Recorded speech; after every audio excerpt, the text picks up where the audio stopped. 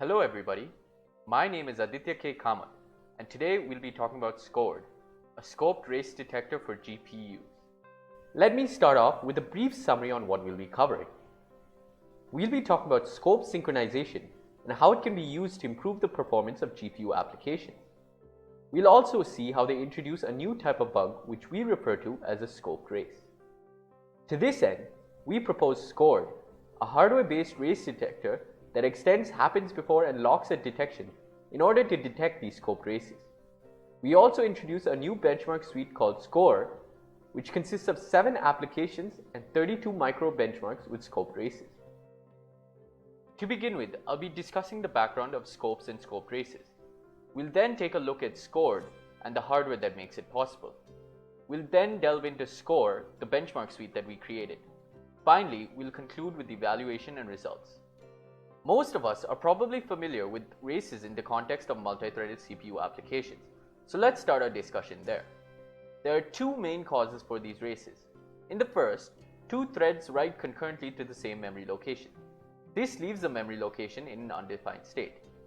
In the second case, one thread writes to a memory location while another thread reads from it. This leaves the reading thread in an undefined state.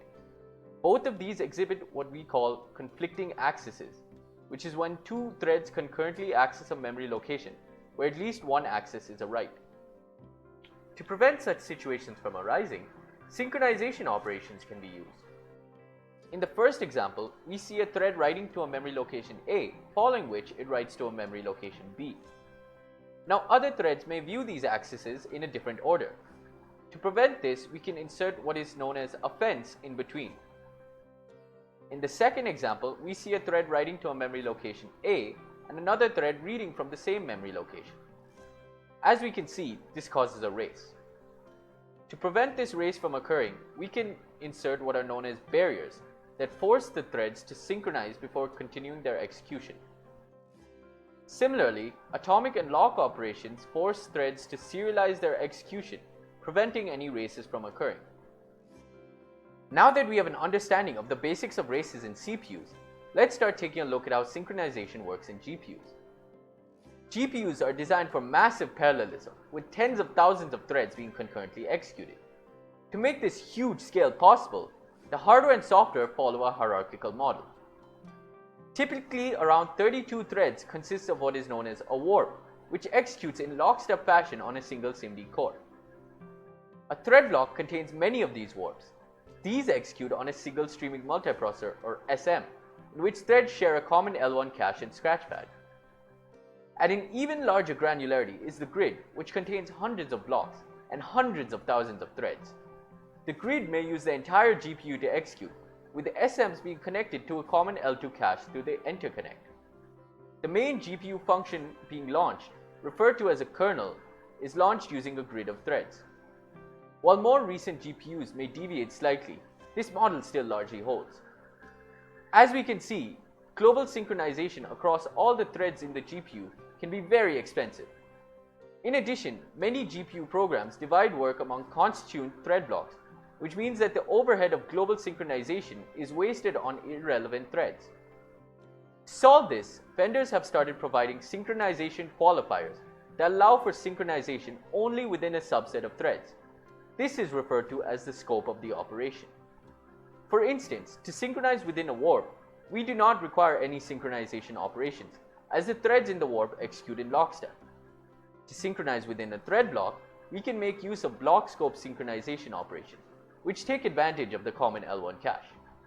And of course, we still retain the default global synchronization operations, now referred to as device scope operations. There is also an additional system scope, which allows for synchronization across multiple GPUs and the CPU, but we largely won't be concerning ourselves with this during this talk.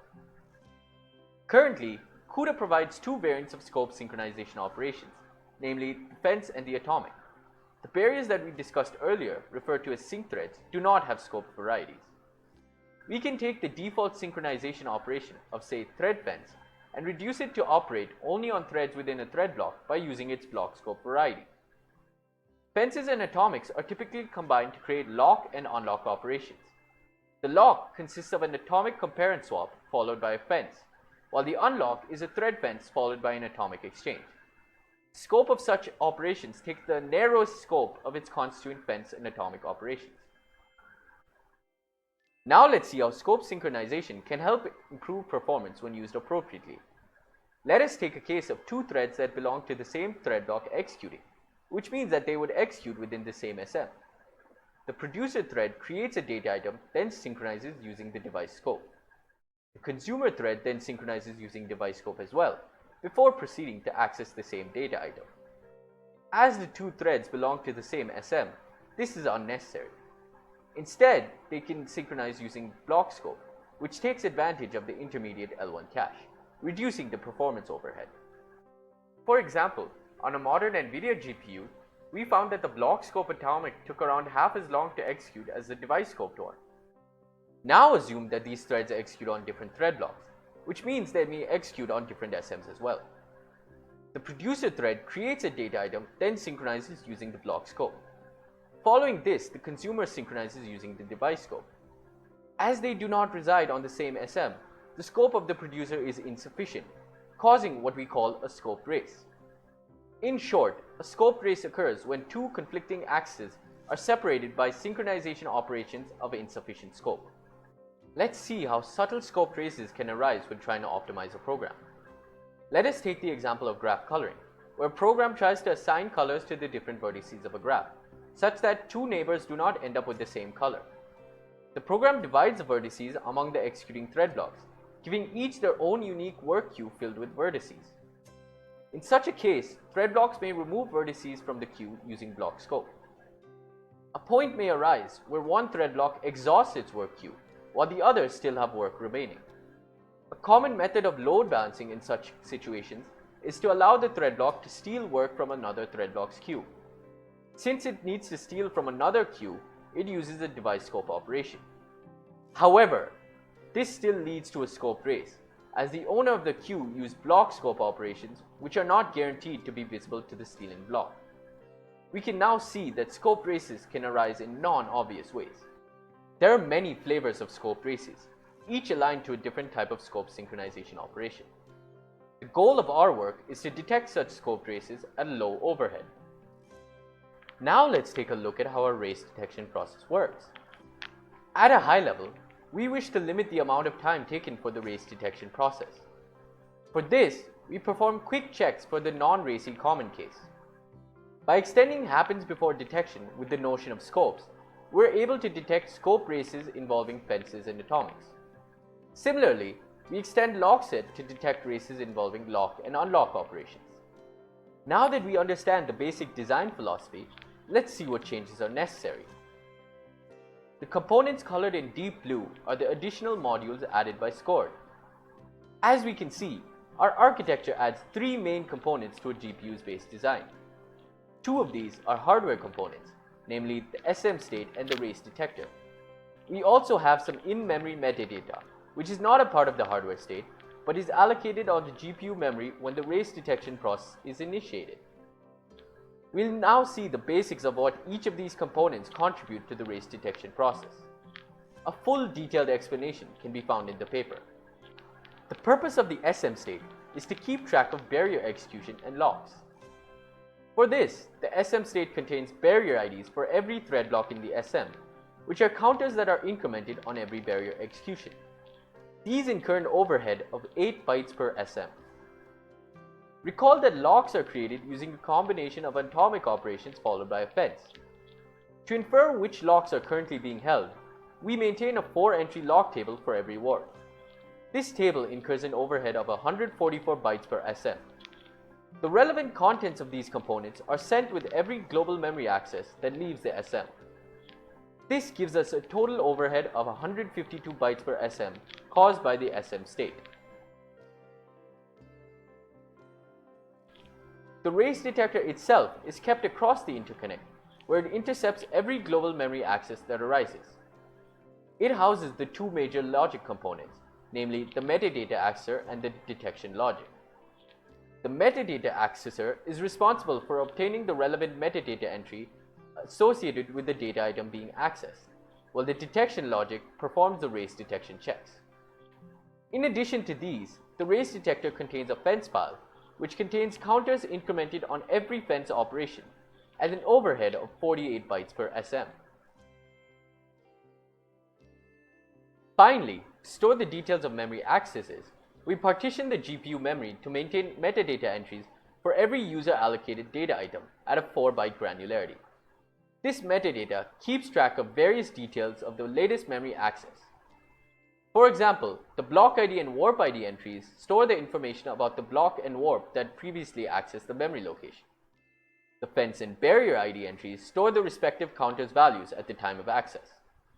In addition, we maintain 6 flag bits to maintain the access type. Note that we keep the scope information here, as well as the details on whether the data has been shared within a block or across the entire device. We also keep a Bloom filter that contains the entries of locks that were held during the access. We can see that this metadata takes up 8 bytes of memory, leading to a 200% memory overhead. We'll see in a short while how this can be reduced. Now that we understand the 3 major components, we'll see how they're used to detect the presence of races during the execution of an application. We notice that in the common case, the majority of accesses are non-racy, and so to eliminate them early, we start with a preliminary race check. The first check is to determine whether the data has been accessed before, by checking the flags of the metadata. If not, we can safely determine that a race has not yet occurred. The second check is to ensure that the data has only been accessed by a single thread, and hasn't been accessed by any other intervening thread, which can be determined by looking at the previous accessor stored in the metadata. The final check is to see whether a barrier, known as sync threads in CUDA, was executed between the current and previous access. This is done through a comparison of the barrier ID of the current access and that in the metadata. In case all these checks fail, we proceed to more detailed race checks. As an example, recall our earlier discussion on a scoped race being caused by insufficiently scoped atomic operations during work stealing. Now that we're equipped with our ScoRD hardware, we can detect such situations as and when they occur. To start, we check the status of the metadata when thread block 1 attempts to steal. Since the owner, thread block 0, removed elements using block scoped atomics, the same would be reflected in the metadata through the isAtom and scope flags. We then compare the block ID stored in the metadata with the block ID of the current access.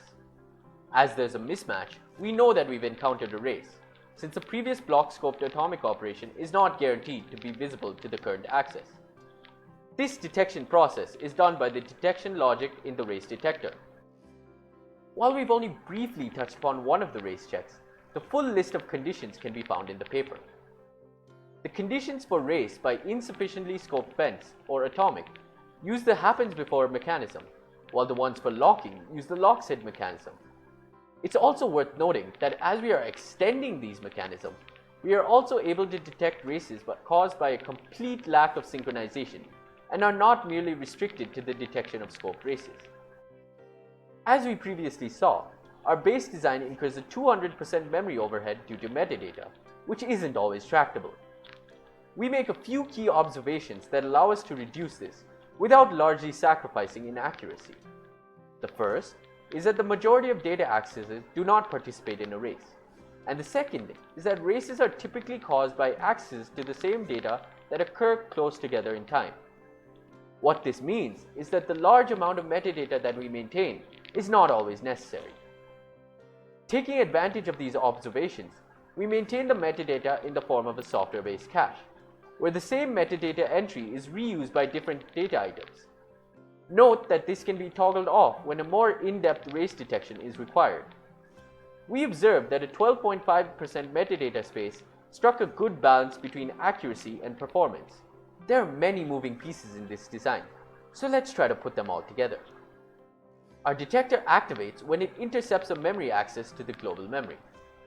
Following this, a request is sent to fetch the appropriate metadata for the access.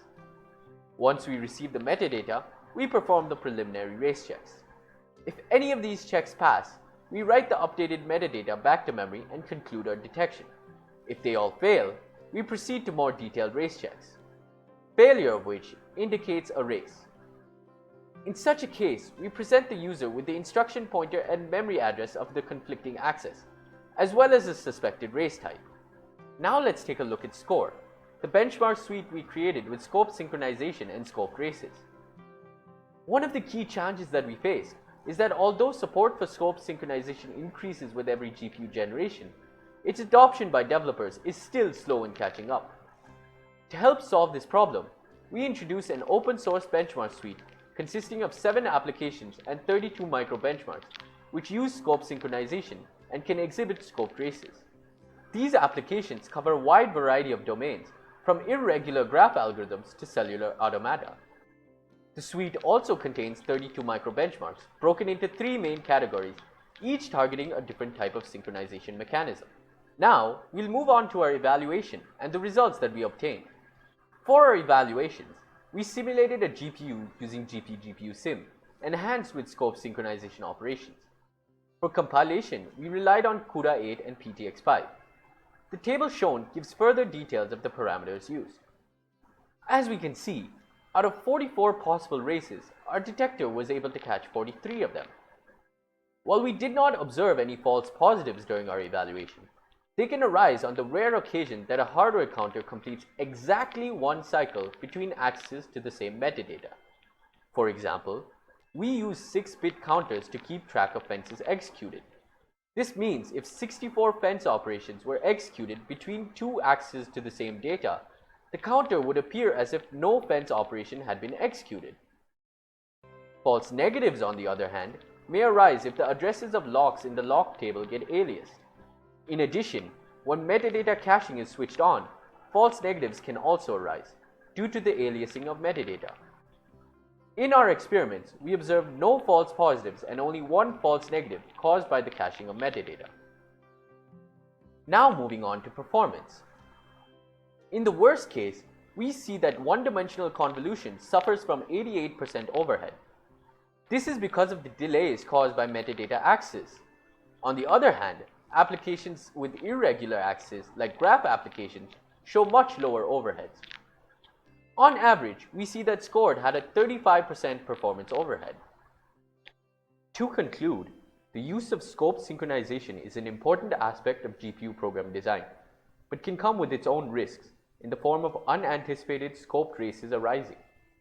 To help developers out, we propose ScoRD, a hardware mechanism to detect scoped races wherever they occur, with only a 35% performance penalty, less than 3 kilobytes state requirement, and a low memory overhead of 12.5%. In the process of this work, we further created an open source scoped racy benchmark suite, ScoRD, which we hope shall spur further research in this domain.